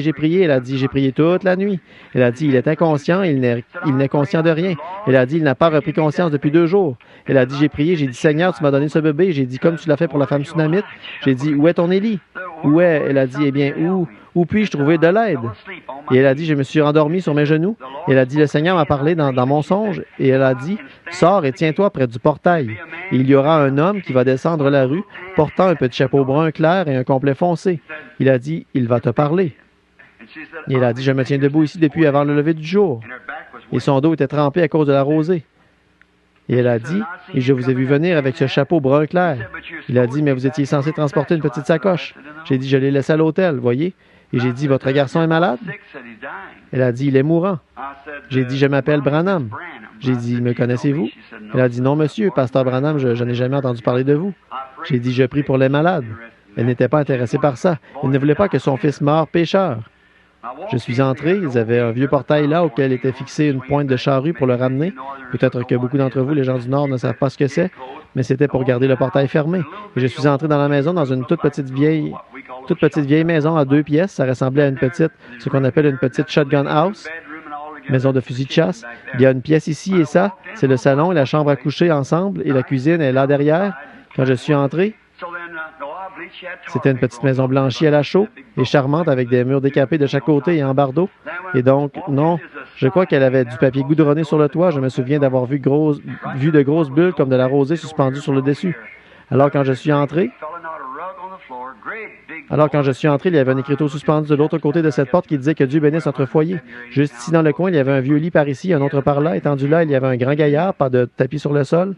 Un grand jeune homme, un grand type qui paraissait bien était là. Je pense qu'il pesait 177 ou 180 livres et mesurait près de 6 pieds. Il tenait la couverture dans sa main en faisant Et elle a dit le bébé de maman. Et j'ai pensé le bébé de maman. Et pourtant, il avait une maladie vénérienne, la syphilis. Et il était mourant. Puis elle l'a embrassé sur le front. Il le tapotait comme ça en disant le bébé de maman. Eh bien, j'avais le cœur gros. Je me suis dit oui, peu importe à quel point tu es dans le péché, tu es toujours son bébé. Puis j'ai pensé, tu vois, peu importe combien il était mal en point, il était toujours le bébé de maman. Et j'ai pensé, Dieu a dit, une mère pourrait oublier son nourrisson, mais je ne t'oublierai jamais, car ton nom est gravé dans les paumes de ma main. Voyez? Comment est-ce possible? J'ai regardé cette pauvre vieille sainte qui marchait là. On voyait, mon frère, qu'elle n'avait rien dans la maison. Mais elle avait quelque chose dans sa maison que toutes les maisons de l'Indiana, ou d'ailleurs, devraient avoir. C'est Dieu. Je préférerais avoir ça plutôt qu'une belle grande maison avec des affiches indécentes et toutes ces choses vulgaires et obscènes. La vieille Bible était là, à la page où elle l'avait laissée ouverte, de vieilles pages froissées dedans.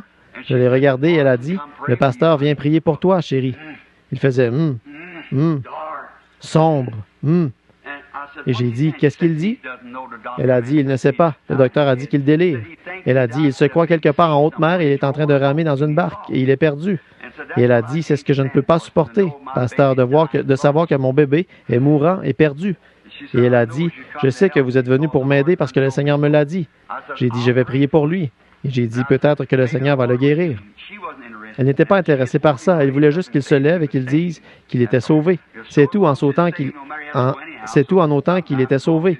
Peu importe, il doit partir de toute façon, alors un jour ou l'autre, en autant qu'il soit sauvé. Oh, si seulement on pouvait avoir cette attitude. Cette demeure éternelle là-bas, elle savait qu'elle vivrait de nouveau avec lui à ce moment-là. Elle a dit, si je pouvais seulement l'entendre dire qu'il est sauvé. J'ai dit, agenouillons-nous. Elle s'est agenouillée. J'ai tout simplement saisi ses pieds. Ses pieds étaient vraiment froids et collants. Je ne pouvais pas les couvrir avec la couverture, une petite couverture mince qu'elle avait mise sur lui, là. Et il ne portait que son caleçon, vous savez. Et donc, il la retirait comme ça, pensant simplement qu'il était dans la barque. Il l'avait saisi en pensant qu'il ramait. Il continuait à dire, « C'est si sombre, c'est si sombre. » Alors, elle a essayé de lui parler, et il continuait de dire, « C'est sombre et il fait froid, en ramant. » Alors, je l'ai regardé un peu, et elle s'est agenouillée là, et je lui ai dit, « Tantine, voudriez-vous nous conduire dans la prière? » Elle a dit, « Oui, monsieur. » Il n'y avait qu'elle et moi, le garçon et le Saint-Esprit dans la pièce, c'était tout. Cette vieille sainte a prié. Oh là là, quand elle lui parlait, vous saviez qu'elle lui avait déjà parlé auparavant. Oui, monsieur, elle savait à qui elle parlait. Elle a dit, Seigneur, je ne sais pas ce que tu vas faire. Elle a dit, mais tout est tel que tu l'as dit. Oh là là, oh, je suis si heureux qu'il soit toujours le même Jésus qui était à cette époque-là avec ses saints. Il est toujours le même Jésus aujourd'hui. Et je ne lui ai jamais demandé au sujet de sa religion, s'il était baptiste, pentecôtiste ou quoi encore. Ce n'était pas de mon affaire. Je suivais simplement le Saint-Esprit et elle faisait la même chose. Nous voulions voir ce qu'il allait faire. Et ainsi, on s'est agenouillé et elle a commencé à prier. Quand elle a eu terminé de prier, elle s'est levée et l'a embrassé sur la tête en disant que Dieu bénisse mon bébé. Et elle a dit, maintenant, voulez-vous prier, pasteur? Et j'ai dit, oui, madame. Et à ce moment-là, il était environ 8h30, peut-être 9h moins le quart, et j'étais à 2000 de l'endroit et l'avion décollait à 7 heures et je ne savais pas quand j'allais partir. J'ai donc posé mes mains sur ses pieds et j'ai dit, Père Céleste, je ne comprends pas ceci.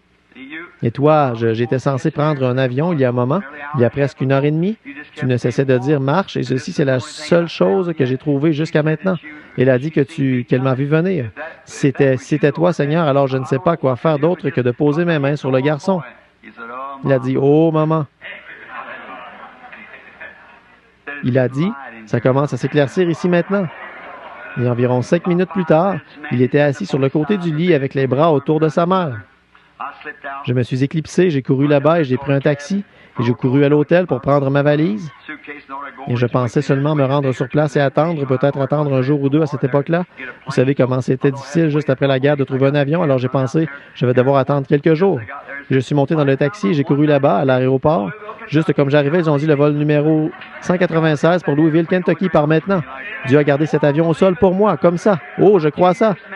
Environ 2 ans plus tard, je voyageais dans le train et je me rendais en Arizona chez Frère Sherritt là pour une réunion. Et alors, je devais passer prendre Frère Moore et les autres. Et donc, quand je suis allé là-bas, je me suis arrêté là, à Memphis.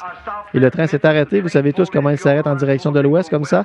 Puis il recule et prend la plaque tournante et change de rail. Et ces sandwichs sur le train, ils chargent environ 60 cents par sandwich. Et je peux les acheter pour 10, 15 cents, vous savez, ailleurs. Et j'ai simplement attendu que le train arrête pour m'acheter des sandwichs. J'allais m'acheter un sac plein de hamburgers. J'avais vraiment un jubilé en allant là-bas. Alors, j'ai sauté à l'extérieur et j'ai couru là-bas très rapidement pour trouver un kiosque de hamburgers.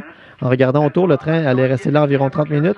Et alors, j'ai commencé à me chercher des hamburgers. J'ai entendu quelqu'un dire « Bonjour, pasteur! » Et j'ai regardé autour de moi avec une petite casquette rouge. Il était là, clignant des yeux, vous savez. Il a dit « Vous ne me reconnaissez pas, hein? » Je ne crois pas, fiston. Il s'est approché. Il a dit « Regardez-moi bien. » Et j'ai dit « Oui. » J'ai dit « Je ne pense pas que je vous connais. » Il a dit « Moi, je vous connais. » Il a dit « Vous êtes pasteur Branham. » Et j'ai dit « Oui, c'est exact. » J'ai dit « Vous avez déjà assisté à une de mes réunions? » Il a dit « Non, monsieur. » Il a dit « Vous vous souvenez de ce matin-là où vous êtes venu à la maison et ma mère était... » Oh, j'ai dit « Ce n'est pas toi? » Il a dit « Oui, je le suis. » Oui, je le suis. Il a dit « Pasteur. » Il a dit « Je suis complètement guéri et en bonne santé. Et en plus de ça, je suis chrétien maintenant. Loué soit le Seigneur. » Oh! Ils étaient tous dans la chambre haute et priaient en son nom. Ils furent baptisés du Saint-Esprit et de force pour agir. Ce qu'il fit pour eux ce jour-là, il le fera pour toi. N'êtes-vous pas heureux? Je suis si heureux de dire, je suis l'un d'entre eux. L'un d'entre eux. L'un d'entre eux. Je suis si heureux de dire, je suis l'un d'eux. Alléluia. L'un d'entre eux. Je suis l'un d'entre eux. Je suis si heureux de dire, je suis l'un d'entre eux. Ils n'ont pas beaucoup d'instructions et ces choses-là. Bien que ces gens ne soient pas instruits, ne soient pas célèbres dans le monde, ils ont tous reçu leur Pentecôte, baptisés en son nom. Ils déclarent maintenant partout que sa puissance demeure pareille. Je suis si heureux de dire, je suis l'un d'entre eux. L'un d'entre eux. Je suis l'un d'entre eux. Je suis si heureux de dire, je suis l'un d'eux. Alléluia. L'un d'entre eux. L'un d'entre eux. Je suis si heureux de dire, je suis l'un d'entre eux. Viens chercher, mon frère, ce bienfait qui purifie le cœur. Toutes les cloches carillonneront et ton âme sera enflammée. Oh, il brûle maintenant dans mon cœur. Oh, à son nom la gloire.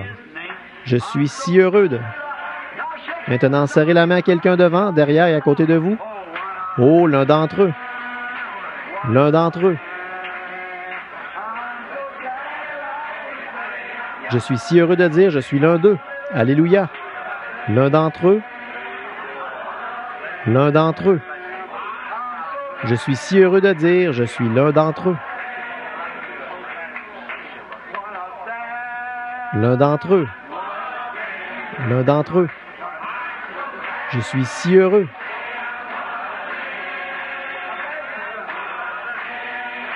L'un d'entre eux. Je suis si heureux de dire, je suis l'un d'entre eux. Je suis l'un d'entre eux. L'un d'entre eux. Je suis si heureux de dire, je suis l'un d'eux. Alléluia. L'un d'entre eux.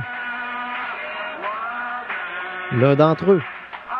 Je suis si heureux de dire, je suis l'un d'entre eux. Quelle est cette religion du bon vieux temps? Il a commencé là-bas et il a ruisselé tout au long avec le sang de Jésus-Christ. Oh là là! Oh, combien je suis heureux d'être pour l'Évangile!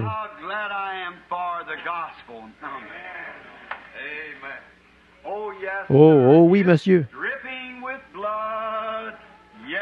Il est sanglant, oui, il est sanglant. Cet évangile du Saint-Esprit est sanglant.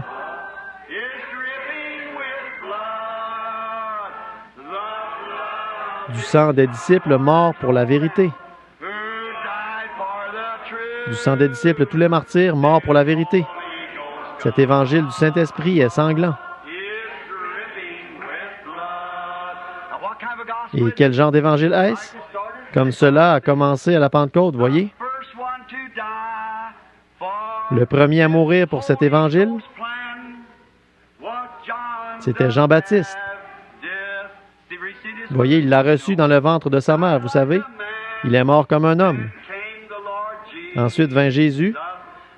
Ils l'ont crucifié. Il prêcha que l'Esprit vaincrait le péché. Il est sanglant, oui. Il est sanglant.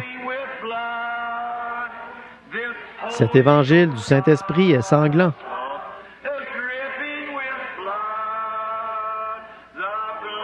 Du sang des disciples morts pour la vérité. Cet évangile du Saint-Esprit est sanglant. Vous ne pourriez pas en faire une organisation. Non, non. Il y a eu Pierre et Paul et l'apôtre Jean. Ils abandonnèrent leur vie pour que luise cet évangile. Ils mêlèrent leur sang avec les prophètes de jadis pour que la véritable parole de Dieu soit apportée avec droiture. Il est sanglant. Oui, il est sanglant. Cet évangile du Saint-Esprit est sanglant. Du sang des disciples morts pour la vérité.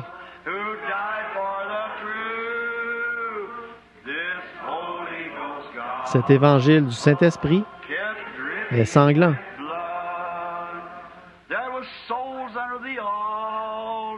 Des âmes sous l'autel qui s'écriaient combien de temps avant que le Seigneur punisse les malfaiteurs. Mais il y en aura d'autres qui donneront le sang de leur vie pour cet évangile du Saint-Esprit et son flot cramoisi.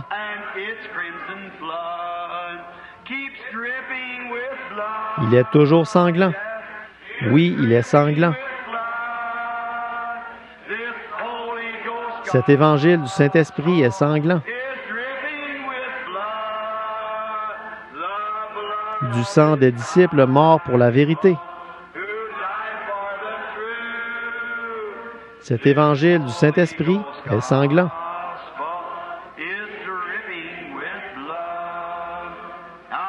Maintenant, depuis le temps de la Pentecôte et des martyrs de la Pentecôte, jusque dans l'église d'Éphèse, jusque dans Pergame, jusque dans Thyatire, là-bas dans Sardes, dans Éphèse ou de Philadelphie, et jusque dans Laodicée. Et maintenant, qu'est-ce qui s'est passé ici? Comme la Bible le dit, tout se met en place et cette bête qui s'élèverait aux États-Unis. Vous vous souvenez de la vision qui a été lue ici en 1933? L'Église n'était même pas encore construite. Je ne savais pas ce qu'était une vision. J'appelais ça une transe. Je n'étais qu'un jeune prédicateur baptiste et nous étions... Toute ma vie, j'ai eu ces visions et je demande à n'importe qui de se lever et de dire si jamais l'une d'elles a déjà failli. Non, jamais. Ce n'est pas possible. Voyez, ça n'arrivera pas. Et bon, alors que je commençais l'école du dimanche, je suis tombé en transe.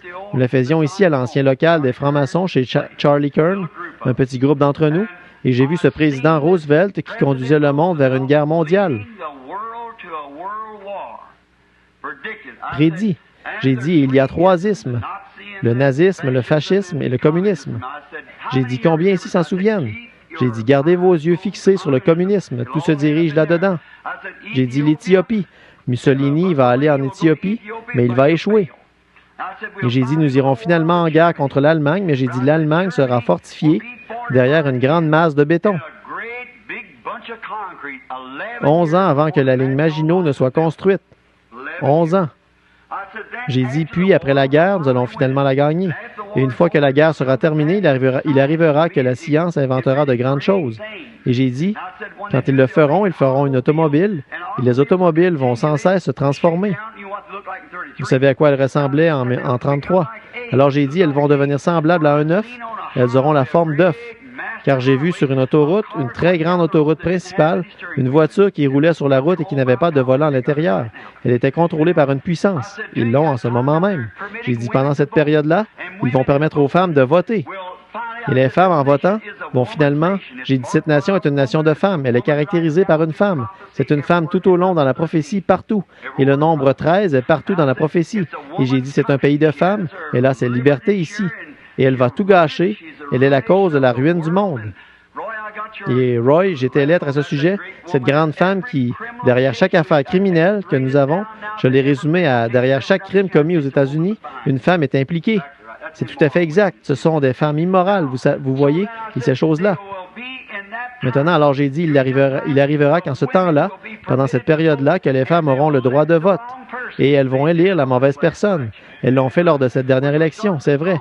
Ce qui déclenchera le bastion.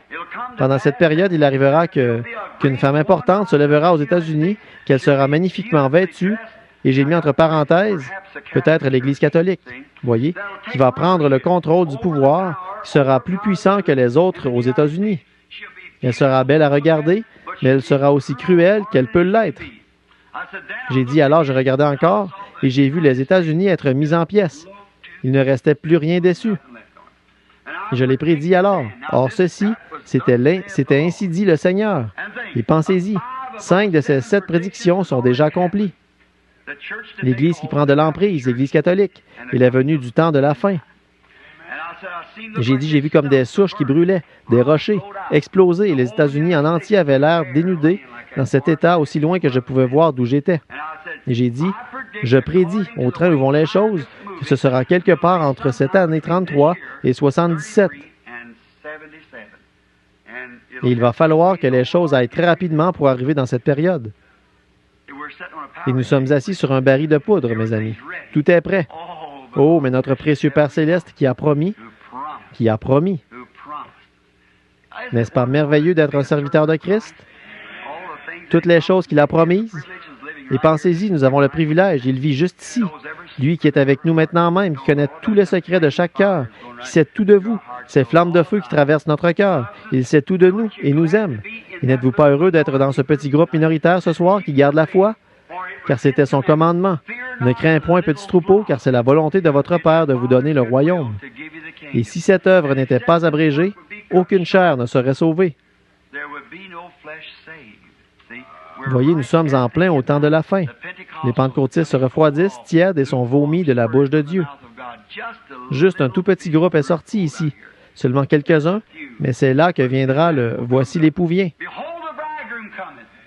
Et quand cela va arriver, chacune de ces veilles, chaque veille de ces veilles, rappelez-vous, il y a un total de 7 veilles. Et nous sommes dans cette dernière veille. Mais chacune de ces vierges jusqu'ici a ressuscité. Amen. Oh, qu'est-ce que c'était? Le même Saint-Esprit. Alors, quand l'Église est partie, comme nous l'avons vu dimanche soir, Joseph, pour se faire connaître à Israël, ses frères, il a renvoyé son épouse, tout, et les a renvoyés dans le palais. Et il est resté seul avec les Juifs, et il a dit, « Je suis Joseph, votre frère. » Appliquez-le dans l'Écriture où ils ont dit qu'ils auraient un jour de deuil et que chaque maison se lamenterait chacun pour elle-même. Ils ont dit, d'où te viennent ces cicatrices? Il a dit, dans tes mains. Il a dit, dans la maison de mes amis. Ceux qui l'ont percé le regarderont, et le voici, le Joseph. Il a dit, comme Joseph a dit, ne soyez pas fâchés, car Dieu l'a fait pour préserver la vie. Pourquoi la vie de l'Église, les gens des nations? À cause de son nom, un peuple choisi parmi les gens des nations. Oh, nous sommes à la fin, mes frères. Nous y sommes. Béni soit le nom du Seigneur. Chantons ce bon vieux cantique, comme des frères et sœurs pentecôtistes, tous ensemble. Maintenant, vous dites, eh bien, je suis baptiste. Mais si vous avez la bénédiction de la Pentecôte, vous êtes pentecôtiste. Ah oui, très bien, très bien. Béni soit le lien qui nous unit en Christ.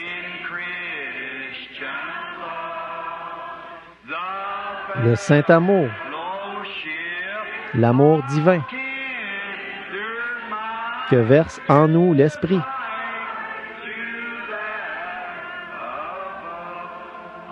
Maintenant, écoutez, mes amis, s'il y a quelqu'un ici parmi nous, si quelque part sur le chemin de la vie, qu'un peu d'amertume est entré dans votre cœur, écoutez-moi, débarrassez-vous-en maintenant.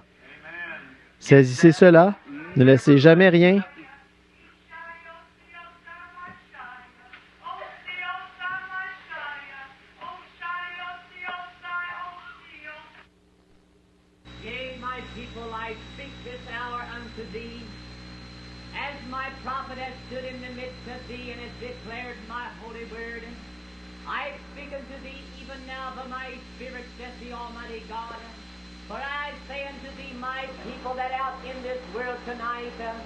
Yea, I have spoken days gone by concerning these things. Even this very hour there are great plans being made. Yea, that shall bring the hour of destruction upon this fair land. Yea, even in this world tonight there are spiritual forces being gathered together that shall come against thee, my people. But I say unto thee, be thou not discouraged in that day nor hour. For I say that I am the great Almighty God. Yea, even as I took my children from the land of bondage, yea, even as I brought them into the wilderness and to the promised land, even so shall I take thee home with me. And I say unto thee, my people, be thou not discouraged, but put thy trust in the Almighty God. For I say that I have loved thee with my great love, and I have called thee out of the world of sin, that thou might be my chosen people, and that in thee I might manifest my power and glory. And I speak these words tonight unto thee, that thou might be encouraged. Says the Lord. Amen.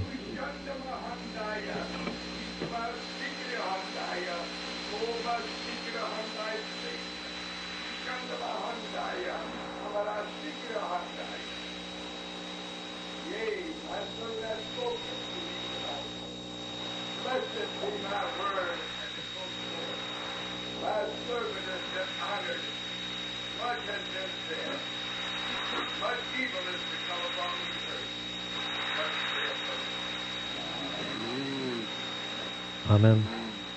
Amen. Seigneur Jésus, nous te remercions pour ces messages. Cela nous remue, Seigneur, sachant que nous n'avons pas fui, mais que nous avons gardé la foi. Oh, je prie Dieu pour que l'Esprit continue à demeurer dans l'Église. Garde-nous près les uns des autres, Père. Garde-nous avec toi et marche parmi nous, Seigneur, dans ce dernier âge du chandelier dans lequel nous vivons. Sois notre lumière. Brille sur nous, Seigneur, ces grands temps de ténèbres, car nous réalisons que le chandelier et les étoiles témoignent de ténèbres. Et Seigneur, nous sommes heureux d'être des enfants de lumière qui marchent dans la lumière de Dieu. Nous ne sommes pas attachés à ces choses de la terre, mais nous sommes tes enfants, comme nous te remercions pour ces choses. Nous te remercions d'avoir envoyé ces messages comme confirmation de ta parole. Puisses-tu toujours être honoré parmi nous, Père. Puisses-tu nous garder de toute amertume de la terre. Garde-nous sanctifiés afin que nos vies soient pures, propres et saintes devant toi. Que le sang de Jésus-Christ fasse cela pour chacun de nous, Seigneur. Enlève de parmi nous quoi que ce soit qui ne soit pas bien. Enlève-le de nous, Seigneur. C'est l'heure de se sonder. Ces réunions sont dans ce but pour sonder notre cœur. Tu as dit que ces flammes de feu de tes yeux ont sondé et connaissent ce qui règne dans le cœur.